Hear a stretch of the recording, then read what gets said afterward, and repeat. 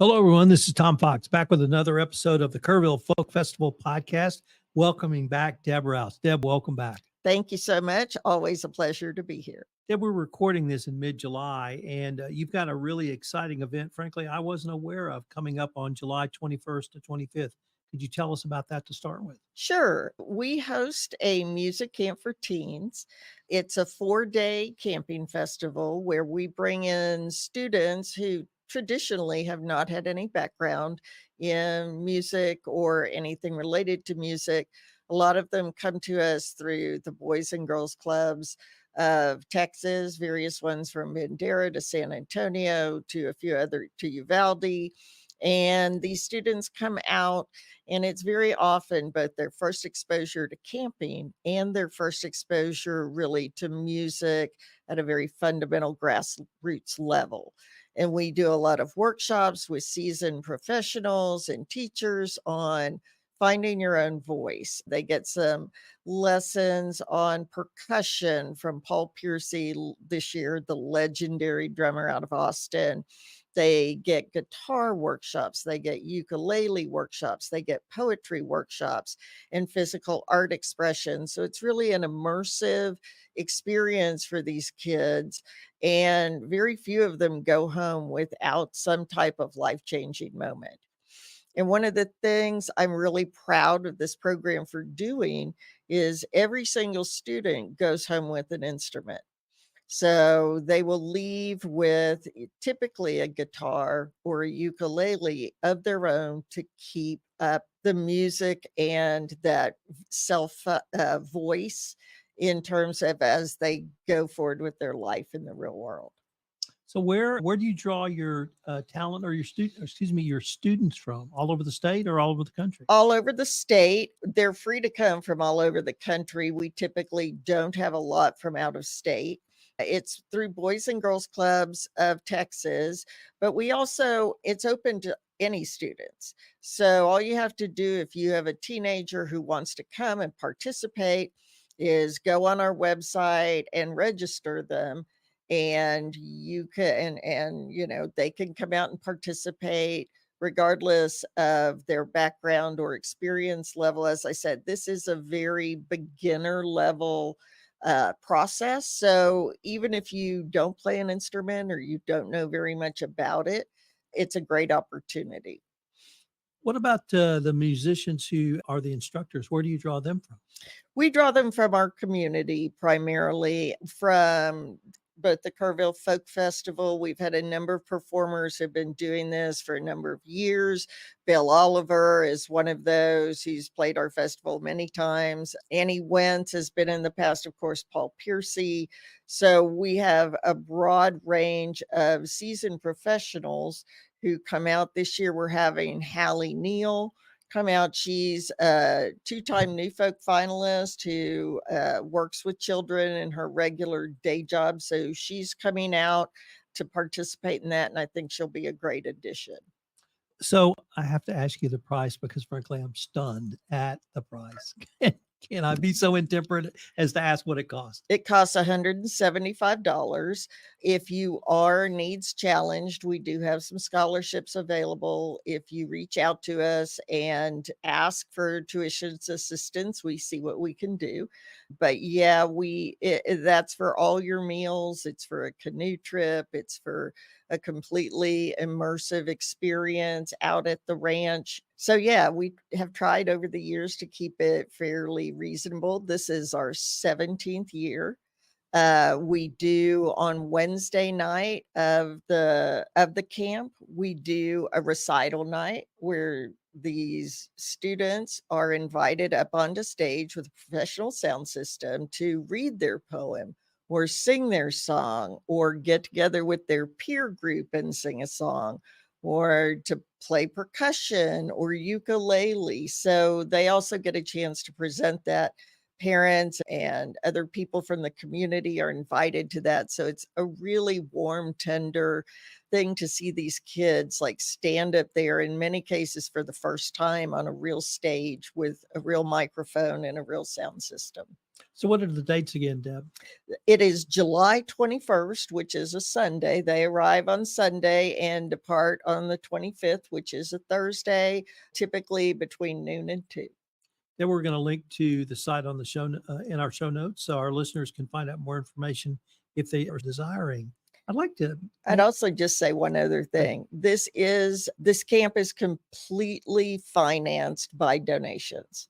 So if you would like to donate to this cause, you heard us talking about tuition assistance. If you would like to donate to Teen Camp, if you go on our website and go to Teen Camp, there's a button there that you can donate directly to Teen Camp to help us keep this effort going, and in particular, providing them with instruments to take home. Deb, I'd like to turn our focus now to what just was passed. Kerrville Folk Festival in 2024. Can I maybe ask you for your thoughts as a retrospective? I thought it was a terrific festival. Most of our feedback has been very good.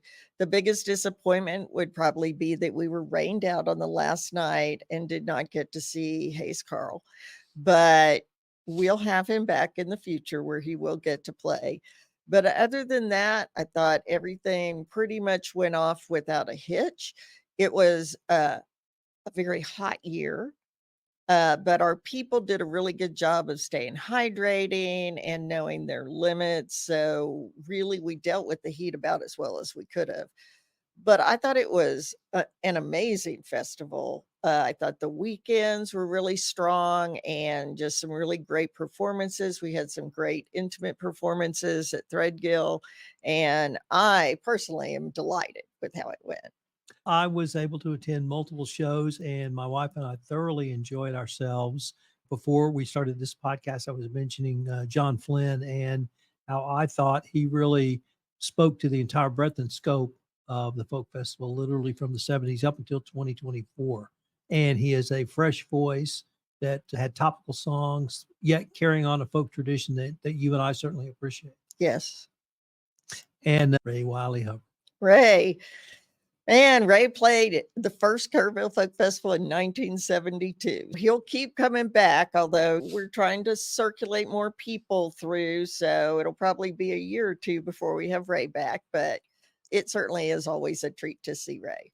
I wondered what his grandson thought. I suspect his grandson thought it was amazing. What an opportunity to see this person who you probably just know as your grandfather in this environment. It has to be kind of an amazing thing. And I'm always happy when we're passing the torch to the next generation. The entire festival for me was great this year. And I shared with you that I had a huge revelation myself, which was that I started coming to the folk festival in the 70s when I was a student in Austin. And I always felt now that this was sort of reliving my life past years. And this first year was the first year I felt like it's not that I'm home. It's just, this is Kerrville. This is not Austin. And it really had a completely different feeling for me. And my wife and I were driving home, just so happy we moved here and get to experience things like this for a night. Oh, let's go to the folk festival tonight. Yeah. And it goes, for 18 days. Yeah. Go to the folk festival. And my goal is to have people go home with a new favorite. It's like, I want them to come hear their favorites, but I also want them to treat this like a discovery festival, which is you're going to go hear acts specifically because you've never heard them before. And you want to know what the buzz is. So we work very hard at having a mixture both of musical styles, whether that's blues or R&B or what people probably think of as traditional solo singer-songwriter troubadour style. We try to have bands. We try to have funk. We try to have a very broad musical spectrum. We had a hip-hop artist this year. So it really, when we say the folk festival, we mean a music festival that's music made by folks. I think they were the Waring brothers, Weary brothers. I had not the seen Weary Boys. the I'm Weary sorry. Boys. Yeah. And we fell in love with them. And my wife was just amazed that she said, "You claim you don't know any folk and country, all these songs." I said, "They're Americana." They're I Americana. grew up singing "Will the Circle Be Unbroken?" Yeah. But they were great. Yeah. And they don't play together so much. They've been around as a band for quite a while. They Right. just don't tour and release music so much anymore. So it's always a treat for us to be able to get someone back as a reunion. And we're actually having one of those acts at Welcome Home Fest as well. And fun fact, they actually sell vinyl. So for those of you who want vinyl like me, you can get, I was able to get their vinyl at the Yes. festival. Yes, more and more artists are going to vinyl. Mostly it's a little bit of a novelty to some extent. I don't know if it's going to stick around or not. I remember when 8 tracks were the technology that was going to put everything else out of business, and we're now past cassettes and CDs and streaming. So we'll see. Vinyl comes with its own set of challenges Right. when we're in Texas. Uh, you don't want to leave your vinyl in the back seat of your car for too long. But yeah, it's a nice little resurgence to see. So you've got an event coming up in October. Could you tell us about that?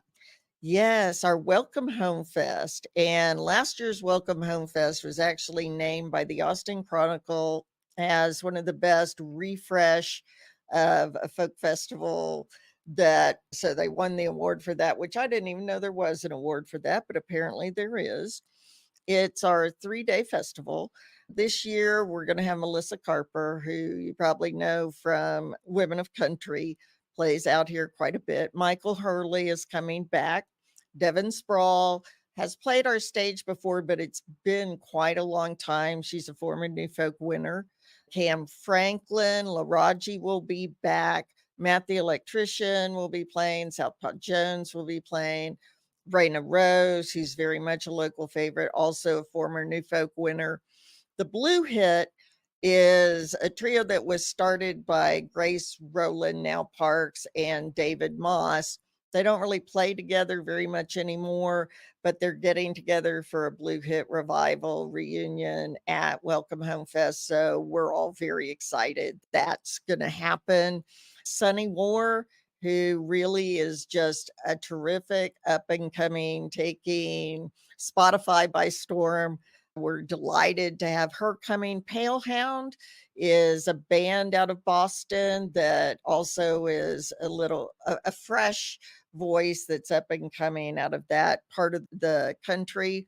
Luke James out of Austin, and that's going to be a multimedia presentation.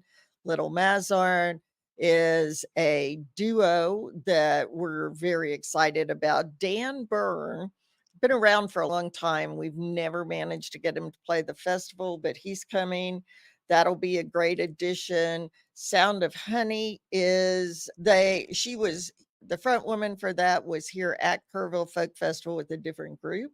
So I think that'll be a really nice sort of segue from our big fest to our little fest. And finally, we'll close it out with Possessed by Paul James, local boy Conrad Wirt, who has been really getting a lot of airplay and a lot of exposure. Apparently, he's blowing up in Europe, and I think he's doing a tour over there right now, but he'll be back, and we're just delighted.